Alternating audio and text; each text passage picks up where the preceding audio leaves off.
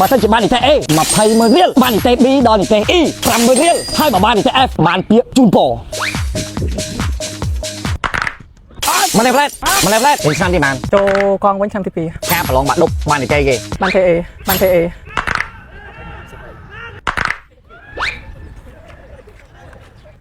ថាមែនតែ UP กินបកែយល់ហើយទៅជឿនីតិគេ TA អត់ជឿខ្ញុំផតាំងអត់ សក់យកចាប់ខ្លួនផងតែបានថតរូបមួយសម្ដេចមួយដែរទៅ ខ្ញុំចាំផ្លែនីតិ A TA លំដាប់បន្ទុកបាន 9 13ខ្ញុំ តែដៃមួយចឹងមកអ្នកបន្ទាប់ប្រឡងបាក់ឌុបទី12នីតិគេ TA ដូរ flamingo ជឿមិនតាំងហ្នឹង តែ លំដាប់បន្ទុកអីគេ 99.285 អូខេអ្នកបន្ទាប់ការប្រឡងទី12បាននីតិគេ TA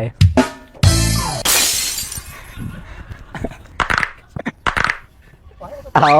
អូនអងវកុំឲ្យទៅវាមិនដែរទេតែថាវាអាចសួរ3អ្នកនីតិ A ទាំង3នាក់ មានផតតាំងបងមាន account ដឹងទៅ ឆាក់ខោដឹងយកមកលំដាប់បន្ទុកអីគេចុះ 99.6ហើយ18 ដំបងយកខ្លាំងជាអូននោះទៀតអញអាលីបាត់ទេអូខេអ្នកបន្តទៀតឥឡូវសំណួរទី1ខ្ញុំប្រាប់ថាចំនីតិ A ដែរ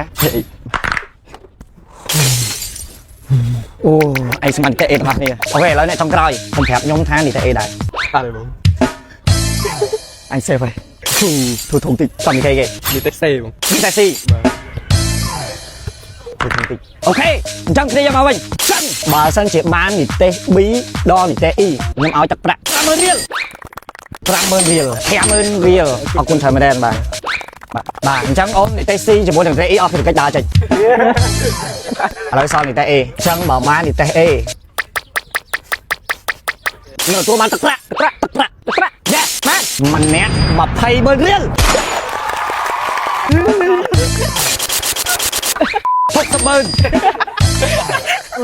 ខ្ញុំអីយូរទីនីតិ A ច្រើនមក ច្រើនខ្លាំងបង អញស្ដាយក្រោយជាទីផុត20,000 រៀល20,000 រៀលឲ្យមែនតើ20,000 រៀល60,000ពេញបបហើយសុំមកការបាននីតិ A ហ្នឹងបានហាត់ឧបករណ៍នៅនឹងដែរត្រិត បាទ 100%ត្រិត បាទ ទីអូខេអរគុណច្រើនតលេបាល់វិញបន្លែចង់ចូលវីដេអូដែរមែនបន្លែបាននីតិគេបើឡងបាត់ដប់ ឡងបាត់ដប់តែអា បានចាក់ឆ្ងាយ ហាក់ដែរ សាកលវិទ្យាល័យ AUPP សាលា AUPP នឹងផ្ដល់អាហារូបករណ៍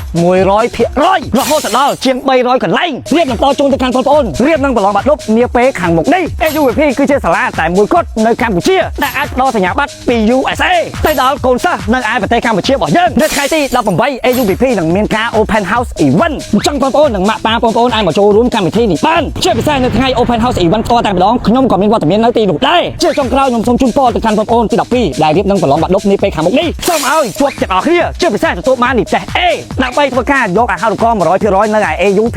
កុំមានការភ័យត្រូវជឿជាក់លើខ្លួនឯងថាអាចធ្វើបានអញ្ចឹងចាប់ជួបគ្នានៅ AUPP ថ្ងៃទី18